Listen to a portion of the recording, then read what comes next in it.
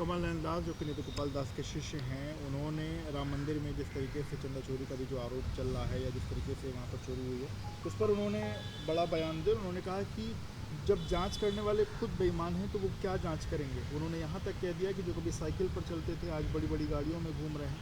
इस तरीके की चीज़ें उन्होंने कही। क्या कुछ जब से राम मंदिर ट्रस्ट बनी है तब से लगातार ये आरोप होते रहे कि राम मंदिर ट्रस्ट के पैसे को तरह तरह से चोरी किया जा रहा है। सस्ती ज़मीन लिखा के उसको कई गुना महंगा पहले बेचने के आरोप लगे। सरकार ने कोई कार्रवाई नहीं की। वो तो दस्तावेज मौजूद थे, कितने में खरीदी गई, कितने में बेची गई।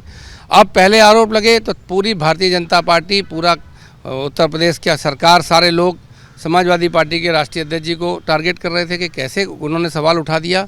लेकिन अब सारे राम मंदिर ट्रस्ट से जुड़े और आंदोलन से जुड़े लोग भी खुले में कह रहे हैं कि महा बेईमानों ने कब्जा कर लिया है वहाँ और तरह तरह के तरीक़ों से पैसा निकाला जा रहा है, चोरी की जा रही है।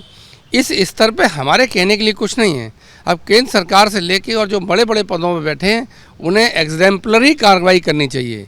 भगवान राम के श्रद्धालुओं का श्रद्धा से दिया हुआ पैसा जो राम मंदिर ट्रस्ट को और राम मंदिर के विकास और उसको आगे बढ़ाने के लिए लगना चाहिए, उसको अगर कुछ लोग उन भगवान राम का नाम लेके चोरी कर ले रहे हैं या उन अपने पदों पर बैठे का दुरुपयोग करके चोरी कर ले रहे हैं, तो इससे ज़्यादा निंदनीय, इससे ज़्यादा शर्मनाक कोई बात नहीं हो सकती।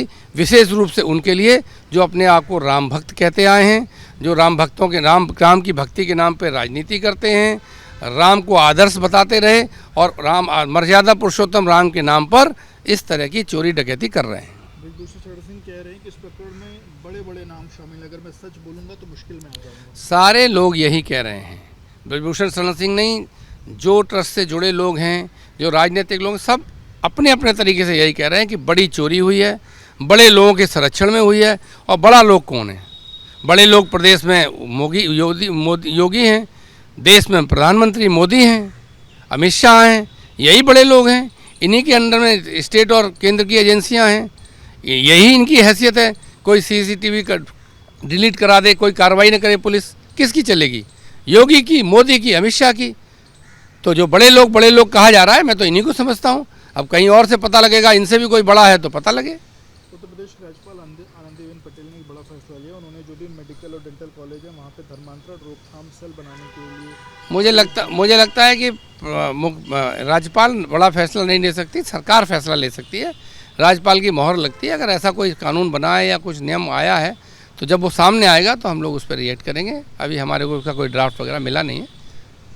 पिछले कुछ दिनों में KGMU में, SGPGI में तमाम जगह धर्मांतरण की चीज़ें जो वो देखने को मिली, जिसके बाद इस तरीके की प्रक्रिया की शुरुआत मानी जा रही है। जब सामने ड्राफ्ट आएगा तो उस पर तभी कोई रिएक्ट करेगा। बहुत सारी बात भारतीय जनता पार्टी के एजेंडे में है। वो बजट कहाँ गए, कहाँ खर्चा हुआ, रोजगार का क्या हुआ जो वादा किया था, किसान को जो इनकम डबल करने का वादा किया था वो कहाँ गया, छात्र, नौजवान, मजदूर, किसान, इनसे जो वादे किए थे उनका जवाब देना है। तो हिंदू मुस्लिम वाले फार्मूले में तो भारतीय जनता पार्टी हमेशा लोगों को उलझाई रही है। लेकिन जब ये कोई कानून आएगा सामने तो निश्चित तौर पे हमारी पार्टी इस पर रिएक्ट करेगी। 2027 में किसके नेतृत्व में भाजपा चुनाव लड़ेगी, इसको लेकर के जब प्रदेश अध्यक्ष पंकज चौधरी सवाल हुआ तो उन्होंने कहा कि संगठन ही चुनाव लड़ता है, चुनाव जीतने के बाद संगठन ही तय करता है सरकार कैसे बनेगी और सरकार में किसकी क्या भूमिका होगी। साथ ही टिकट बंटवारे पर भी कार्यकर्ताओं की राय और इंटरनल सर्वे के आधार पर टिकट दिया जाए। अब ये भाजपा की समस्या है, वो जाने, उनका संगठन बड़ा है, सरकार बड़ा है, मुख्यमंत्री बड़े हैं, अध्यक्ष बड़े हैं। और मुख्यमंत्री अध्यक्ष को नहीं मानते, अध्यक्ष उन्हें नहीं मानते, दोनों एक दूसरे को मान लें। ये भाजपा का प्रॉब्लम है। हमें पूरी भाजपा से लड़ना है और जन विरोधी, संविधान विरोधी, सामाजिक न्याय विरोधी सरकार को हराना है। उसकी तैयारी समाजवादी पार्टी कर रही है। बाकी वो लड़ें भिड़ें एक साथ रहें, हमें तो पूरी बीजेपी से लड़ना है। जौनपुर में भाजपा नेता अजय सिंह की हत्या हो गई, परिवार पर भी हमला हुआ है, 5 लोग इस पूरे प्रकरण में घायल हुए, 2 की हालत काफ़ी ज़्यादा गंभीर है। हर जिले में हमला हो रहा है।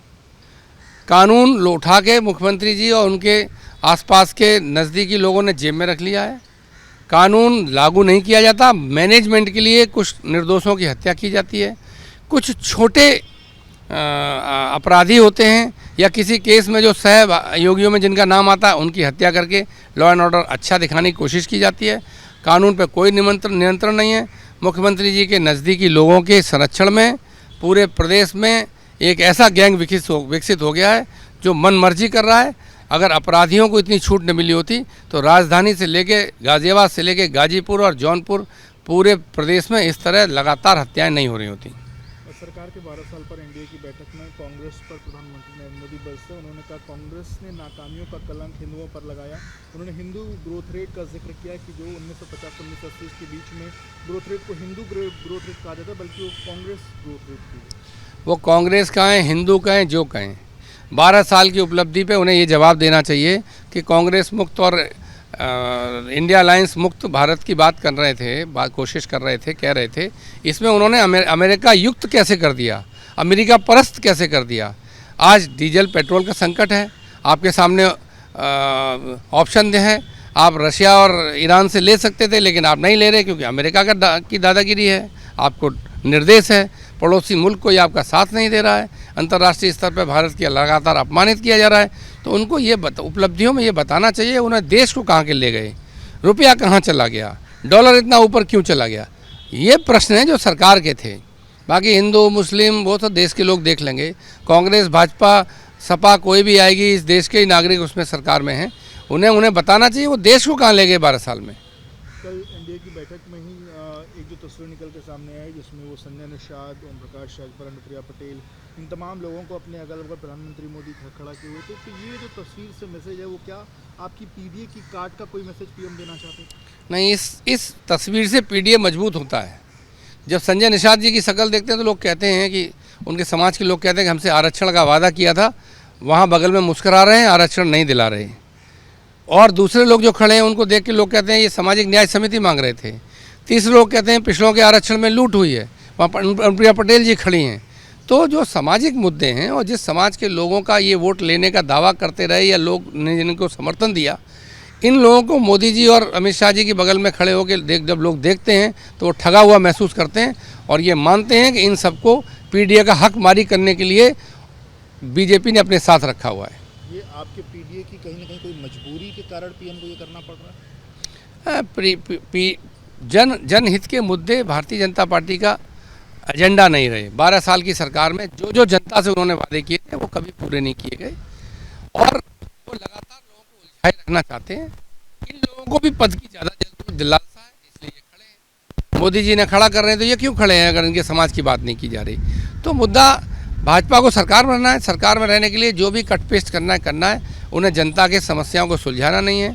पीड़ित शोषित वंचित समाज को हक और न्याय नहीं देना, सामाजिक न्याय, आरक्षण और गैर बराबरी का पक्ष करना है, सामाजिक न्याय आरक्षण का गला घोटना है। इसी काम में भारतीय जनता पार्टी लगी है।